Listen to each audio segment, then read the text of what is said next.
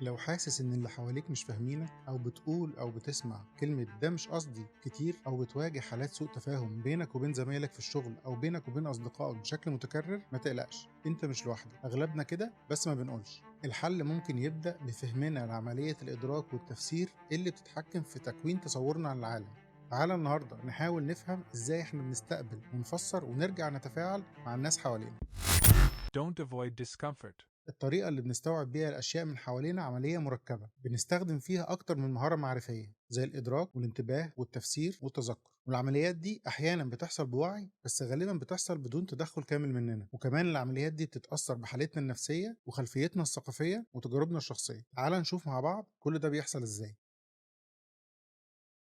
ودي هي الخطوة الأولى لما بتستقبل حواس زي السمع والبصر الإشارات والمعلومات من محيطنا، اللي هي ببساطة الحاجات اللي بنسمعها وبنشوفها كل يوم. المعلومات الخام دي بتروح للدماغ علشان تتفسر وتتفهم، بس مش بتروح كلها.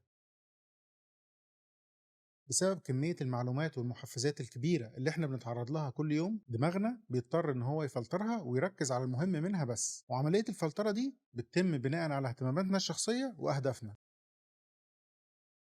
بمجرد ما بنحدد الأجزاء اللي إحنا هنركز عليها بنحاول نفسرها ونفهمها. واقفش في دي بقى عشان هي دي مربط الفرس، نفسرها ونفهمها. اللي بيحصل هنا إن دماغنا بيستخدم معارفنا وخبراتنا السابقة وكمان اعتقاداتنا الشخصية علشان يدي معنى للمعلومات دي. يعني لما حد يبتسم لك وهو بيسلم عليك الصبح بنديها معنى إن ده إنسان لطيف، ولو حد تجاوزك بعربيته بشكل متهور بنديها معنى إنه إنسان متهور ومش مسؤول وأكيد أمه هي اللي جايبها له، وهكذا. خلي بالك ان العملية دي بتتأثر بشكل كبير جدا بثقافتنا احنا والطريقة اللي احنا اتربينا بيها وتحيزاتنا الشخصية احنا. يعني الاستاذ بتاع العربية ممكن يكون عنده حالة طارئة، عربيته عليها اقساط عادي جدا، وزميلك اللي سلم عليك من شويه ممكن يكون بس ابتسم لك عشان هو اتخيلك وانت بتلبس في الخازوق اللي سابهولك مع مديرك الصبح. بص يا فندم، مفيش اي ضمانات. بعد ما بندي معنى للمواقف اللي احنا قررنا نركز عليها بنخزن التجربة ككل في ذاكرتنا علشان نرجع نستخدمها تاني لما نقابل مواقف مشابهة في المستقبل. وخليك عارف ان ذكرياتنا دي مش دقيقة طول الوقت، لان الذكريات دي بتتأثر بمشاعرنا وتجاربنا اللي عشناها من وقت عملية التخزين ولحد وقت استدعائها من الذاكرة. يعني ممكن تبقى ذكريات مشوهة. تعال نشوف بقى كل اللي فات بيأثر علينا احنا ازاي. تفسيرنا للأحداث والمواقف اللي بنمر بيها بيثير مشاعرنا بشكل أو بآخر، وإحنا بنستجيب لبيئتنا وبناخد قراراتنا بناء على المشاعر دي. يعني الحيطة اللي لبسك فيها زميلك في الشغل هتخليك تعاني من مشاعر الغضب طول اليوم، وبناء عليه ممكن تقرر إن أنت تلبسه في البروجكت الجديد وتخليه يقضي شهور الصيف كلها في السايت. يلا، مش خسارة في طيبة قلبه. كمان تفسيرنا للأحداث اللي بتحصل لنا بيأثر بشكل كبير جدا على سلوكنا وتصرفاتنا. مثلا لو أنا فسرت تجربة زي المشاركة في المشروع إياه على إنها تجربة مقلقة لأنه شيء جديد عليا وأنا مش متعود عليه وكمان مش طالبة فرهدة في الصيف، فأنا هحاول أتجنب النوع ده من المبادرات. لكن لو أنا فسرتها على إنها فرصة للتعلم وتوسيع شبكة علاقاتي فهكون مهتم وكمان بسعى للمشاركة في المشروع وفي أي مشروع يجي في المستقبل، وبالتالي ده هيأثر على خبراتي وفرصي في التطور. طبعا حالتنا النفسية بتتأثر بشكل كبير جدا بالطريقة اللي احنا بنشوف بيها العالم من حوالينا. التفاؤل مثلا هيزود شعورنا بالسعادة والرضا العام، لكن التفسير السلبي للأمور ممكن يؤدي لمشاعر سلبية كتير زي التوتر والقلق.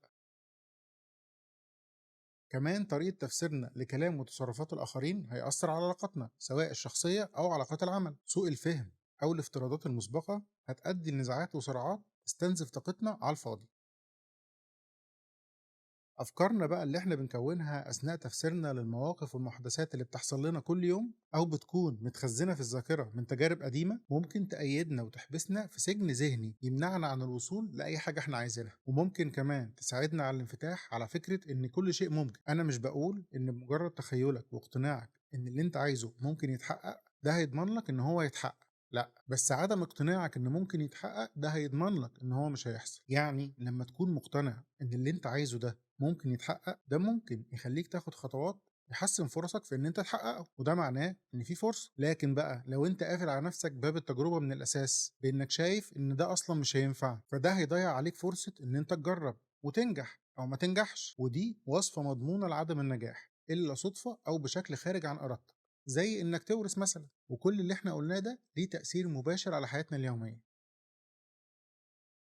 في بيئة العمل ممكن يأثر سوء التفاهم على العمل الجماعي وكمان الإنتاجية وكمان الرضا الوظيفي. كمان سوء التفاهم المستمر ممكن يؤدي للإحساس بالعزلة وانخفاض مستوى الثقة بالنفس. لو أنت مريت بتجربة مشابهة أرجوك شارك معانا تجربتك وقول لنا إزاي أثرت عليك، وكمل معانا للآخر علشان تعرف إزاي ممكن تتغلب على النوع ده من التحديات. فهم تحيزاتنا الشخصية وأفكارنا المسبقة وتأثيرها على طريقة تفسيرنا للأمور هيساعدنا كتير في إن احنا نتفادى الخلافات والمهاترات. كمان ممكن نحاول نشوف الأمور من منظور الطرف الآخر، وده ممكن يكون سبب لتفهم موقفه والتماس العذر ليه. حسن الاستماع وطرح الأسئلة للتوضيح والتعبير عن فهمنا أو عدم فهمنا ممكن يساعد في سد الفجوة بين الواقع والتخمين. كمان تطوير ذكائنا العاطفي ومعرفتنا بالمبادئ الأساسية اللي بتحكم سلوك الإنسان ممكن يزود فهمنا لسبب تصرفات الناس بالطريقة اللي بيتصرفوا بيها، ويحسن قدرتنا بشكل عام على تفسير المواقف بشكل أفضل، وده من ضمن حاجات كتير إحنا بنحاول نعملها هنا في يودي مايند.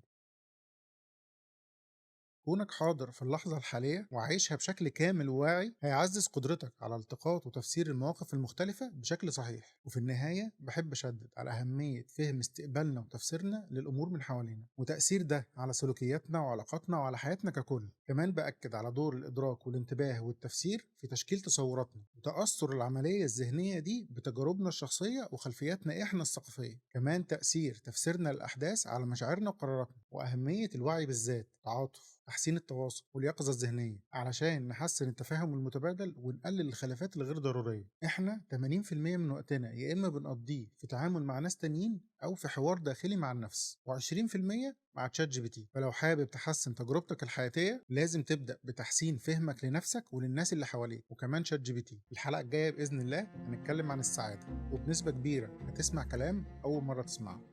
سلامات.